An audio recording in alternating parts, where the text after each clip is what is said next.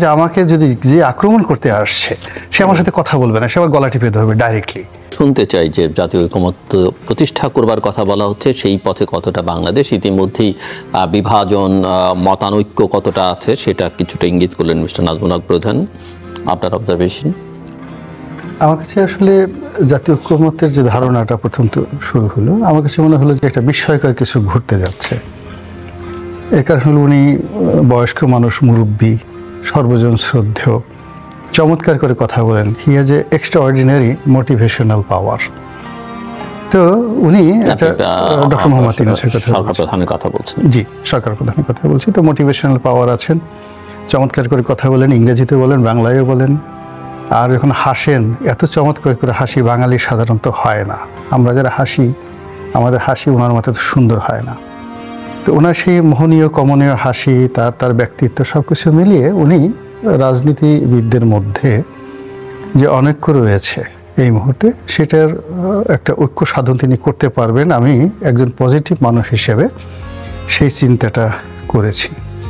কিন্তু যেভাবে অনুষ্ঠানটা শুরু হলো, আমার আই কন্ট্যাক্ট, বডি ল্যাঙ্গুয়েজ, অনুষ্ঠানের যে অ্যারেঞ্জমেন্ট, সব কিছু দেখে মনে হলো যে এখানে ঐক্যের তো সম্ভাবই নয়, বলে অনেকগুলো অনৈক্য এবং অবমাননাকর একটা পরিস্থিতি তৈরি হয়েছে।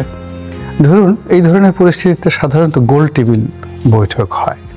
আমরা অতীতে দেখেছি রাজনৈতিক দলগুলো, ধরুন এখন উনি একজন মাননীয় সংসদ সদস্য, আমিও ছিলাম সংসদ সদস্য, রাষ্ট্রে এর সাথে বড় আর পদপদবি হয় না। আগামীতে আর একজন মন্ত্রী হবেন, কেউ প্রধানমন্ত্রী হবেন। তো আপনি যখন তাদের সবার সঙ্গে কথা বলবেন, সেখানে আলোচনার যে টেবিলটা, এটা রাউন্ড টেবিল হতে হয়। কিন্তু আমি দেখলাম যে প্রথমেই যারা দুটো পক্ষ যেন মনে না হয় না, রাইট। কিন্তু সেখানে আমি দেখলাম যে মঞ্চে যারা বসে আছেন তাদের মঞ্চটা উঁচু করা, আর নিচে যারা বসে আছেন ঐক্য করার জন্য যাদেরকে ডাকা হয়েছে, তাদেরকে দৃশ্যত ইনফেরিয়ার মনে হচ্ছিল, যে মঞ্চে উপবিষ্ট ব্যক্তিবর্গের অধীনস্থ। দ্বিতীয় যে জিনিসটি মনে হলো যে এখানে মির্জা ফখরুল সাহেবের মতো মানুষ, সম্মানিত মানুষ, কর্নেল অলির মতো প্রাজ্ঞ মানুষ, বয়স্ক মানুষ, তারা দাঁড়িয়ে দাঁড়িয়ে কথা বলছিলেন মাইক দিয়ে। আর মঞ্চে যারা বসে ছিলেন তারা বসে বসে তাদের মতামত ব্যক্ত করছিলেন। ভীষণ রকম ইনডিসেন্ট। এইরকম বেয়াদবি আমি সাধারণত ইউরোপের কোনো দেশেও দেখি না। আপনি যখন আফ্রিকার কোনো তৃতীয় দেশের কোনো লোককে ডাকা হয়, এবং ব্রিটেনের রাজাও যদি এই ধরনের অবস্থান থাকেন, আমি কখনো এরকম পরিবেশ দেখিনি। তো এটা একটা অনৈক্য। 2 নম্বর হলো যে অনেক আগে প্রফেসর আবদুল্লাহ আবু সাঈদ স্যারের একটা কথা শুনেছিলাম, খুবই চমৎকার কথা। ওনাকে বুয়েটের সমাবর্তন অনুষ্ঠানে ডাকা হয়েছিল অ্যাজ এ চিফ গেস্ট হিসেবে। তো উনি বললেন যে আমি এখানে এসে খুব অবাক হয়ে গেলাম যে বাংলাদেশের এত অধঃপতন হয়েছে। এখানে যারা আমন্ত্রিত, মঞ্চে যারা বসা, সামনে যারা বসা, তারা ছাত্র হিসেবে বাংলাদেশের শ্রেষ্ঠতম, সবচেয়ে ভালো ছেলেরা মেয়েরা বুয়েটে পড়ে। আর আমি বাংলায় পড়াশোনা করেছি, একে তো ঢাকা বিশ্ববিদ্যালয়, তারপর আবার বাংলা এমন একটা সাবজেক্ট, সবচেয়ে খারাপ ছেলেরা মেয়েরা পড়ে। তো এখন মেধাবীদের কি এত অকাল হলো যে আমাকে এখানে প্রধান অতিথি হিসেবে ডাকা হলো? যা হোক, তারপর আমি আসবো কি আসবো না চিন্তা ভাবনা করছি, স্যার যেটা বলছিলেন। কিন্তু আমার হঠাৎ করে মনে পড়লো যে বেশ কিছুদিন আগে আমি সচিবালয়ে গেছিলাম, গিয়ে দেখলাম সবচেয়ে বড় চেয়ারটিতে একটা বেকুব বসে আছে, সবচেয়ে বেকুব। আর তার সামনে সবচেয়ে জ্ঞানী গুণীরা বসে সেই বেকুবের কথা শুনছে আর মাথা নাড়াচ্ছে। ওই দৃশ্য দেখে আমার সাহস বেড়ে গেছে, এবং ওই স্মৃতি মনে করে আমি এই অনুষ্ঠানে আসছি। তো আমি ওই যে মঞ্চের সামনে যারা বসা ছিলেন, নিচে যারা বসা ছিলেন, তাদের চেহারা দেখছিলাম, আর মঞ্চের উপর যারা বসেছিলেন তাদের চেহারা দেখছিলাম।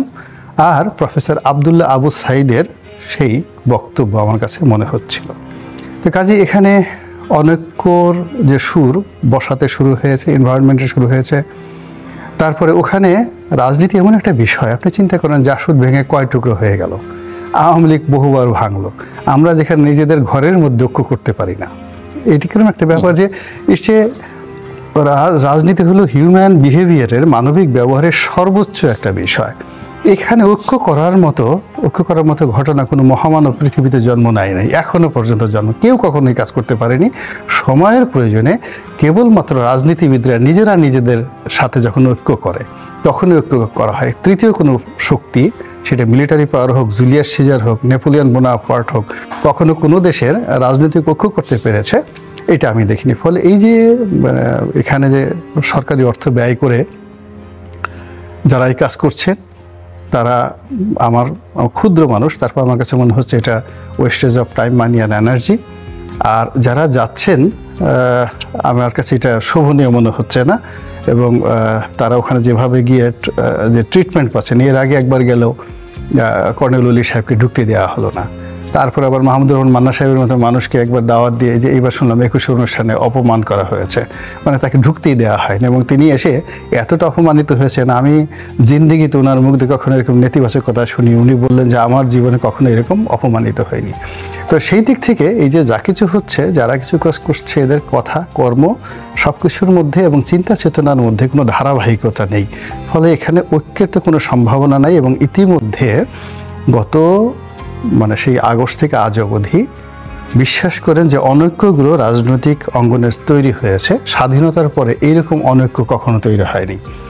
জামাতের সঙ্গে বিএনপির অনৈক্য হবে, ছাত্রদল শিবিরের বিরুদ্ধে গালাগাল করবে, শিবির ছাত্রদলের লোকদেরকে আক্রমণ করবে, এটা স্বাধীনতার পরে আমরা কেউ কল্পনা করিনি। এই বাস্তব অবস্থা কিন্তু এখন এখানে ঘটছে। এখানে দেখুন রাজনীতিতে একটা সবসময় একটা সিনিয়র জুনিয়র একটা বিষয় থাকে। যারা ভিন্ন দলে, যেমন ভাই যে দল করতেন, আমি ছাত্রলীগ করতাম, কিন্তু উনি একটা দলের খুব বড় নেতা ইউনিভার্সিটিতে, কিন্তু আমি কখনো তার সামনে রাস্তায় দেখা হলে মাথা উঁচু করে কথা বলবো, আমার এই কালচার কখনো হয়নি, এখন পর্যন্ত হয়নি। কিন্তু এই গত 7 মাসে আমরা দেখছি যে সমাজ থেকে এই যে মান্যগণ্যতা, এই জিনিসগুলো উঠে গেছে। যে যাকে পারছে অপমান করছে, গালাগাল করছে, পায়ের উপর পা তুলে সে ক্রস লেগ করে যেভাবে একে অপরকে অপমান করা হচ্ছে এবং যে কোনো মানুষকে ছোট করা হচ্ছে। তুমি কিছু জানো না, তুমি বেঈমান, তুমি মুনাফেক, তুমি কাফের, তুমি অগণতান্ত্রিক, তুমি ফ্যাসিস্ট। আপনি কি বলছেন যে বেয়াদবদের রাজত্ব এখন? ঠিক, এটা বেয়াদবদেরও রাজত্ব না, যে যেখান থেকে পারছে, যার অবস্থান যে ভালো আছে, সে সেটাকে ম্যাটেরিয়ালাইজ করে। বেয়াদবি তুঙ্গে এখন। হ্যাঁ, বেয়াদবিও তুঙ্গে না, এটাকে একসঙ্গে অনেকগুলো জিনিস, বেয়াদবি, নির্বুদ্ধিতা, অরাজকতা, বিশৃঙ্খলা এবং যেটাকে ইংরেজিতে বলা হয় ফেরোসাসনেস। এত ফেরোসাসনেস যে মনে হচ্ছে যে আমাকে যদি যে আক্রমণ করতে আসছে সে আমার সাথে কথা বলবে না, সে আমার গলা টিপে ধরবে ডাইরেক্টলি, সে আমাকে মারবে, সে আমাকে খুন করে ফেলবে। তো এই যে একটা অবস্থা তৈরি হয়েছে, এইরকম অবস্থা স্বাধীনতার পরে কখনো হয়নি। এমনকি আমরা যখন সেই আন্ডারওয়ার্ল্ডের যে সর্বহারা পার্টির নাম শুনতাম, তাদেরও সম্পর্কে মানুষ কিন্তু অনেক মানবতা গল্প শোনা যায়। আমরা রঘু ডাকাতের নাম জানি, আমরা ওই বিভিন্ন ডাকাতির গল্প জানি, কিন্তু এ সমাজে কি হলো আপনি চিন্তা করেন। একটা বাসের মধ্যে যেভাবে গণডাকাতি হলো, যেভাবে গণরেপ হলো, এই ঘটনা তো আমাদের এই বাংলায় কখনো ঘটেনি। তো এত খুশির মধ্যে একটা পুলিশ একটা যাকে বলা হয় অটোরিকশাকে থামানোর চেষ্টা করছে। সেই অটোরিকশাকে থামানোর চেষ্টা করার পর সেই অটোরিকশা সে ঝুলে আছে, আর অটোরিকশা প্রায় 1 মাইল পর্যন্ত একটা পুলিশকে টেনে নিয়ে গেছে। এটা কি বাংলায় সম্ভব? একজন মোটরসাইকেল আরোহীকে একজন পুলিশের সাব ইন্সপেক্টর থামিয়েছেন, সার্জেন্ট থামিয়েছেন, তো তাকে খুব অকথ্য ভাষায় গালাগালি করছে। সে বাপ মা তুলে যে তোদেরকে যে টানিয়ে রাখা হয়েছে, এত কম করা হয়েছে, ভবিষ্যতে আরও করা হবে। তারপরে সেই লোক সহ্য করতে না পারে সে ভিডিও করছিল, একটা পুলিশের সার্জেন্ট ভিডিও করছিল। তো এই ভিডিও কেন সে করছে, এই জন্য তাকে আর এক দফা গালাগালি করা হলো। ফলে কি হলো দেখেন, আমাদের দেশে না পুরো জিনিসটা উল্টে গেছে। চোর এখন মুনিবকে শাসন করছে, তারপরে শেষে আপনি মালিক এখন কর্মচারীর পায়ের কাছে সে নতজানু হয়ে বসে আছে। তো সব মিলিয়ে এখানে যে কিভাবে হবে, কি ইলেকশন করবে, কি স্থানীয় কি জাতীয় ইলেকশন, আমার সিক্স সেন্স বলছে যে আমরা একটা ঘূর্ণিপাকের মধ্যে পড়ে গেছি সবাই। সেই আমাদের দক্ষিণাঞ্চলে একটা জায়গা আছে, সেই 5টা নদীর আগুনমুখা নদী, সেই আগুনমুখা নদীর মোহনাতে এই বাংলাদেশের মধ্যে সবচেয়ে বড় ঘূর্ণিপাক হয় এবং ওখানে এখনও কোনো বড় লঞ্চ যেতে সাহস পায় না। পদ্মা, মেঘনা, যমুনার মিলিত স্রোত তেঁতুলিয়া হয়ে বঙ্গোপসাগরে পড়ার আগে এটা একটা ঘূর্ণিপাক। যা যায় ওখানে নিচে নিয়ে যায়, তো ওটাকে অনেকটা ব্ল্যাক হোলের মতো।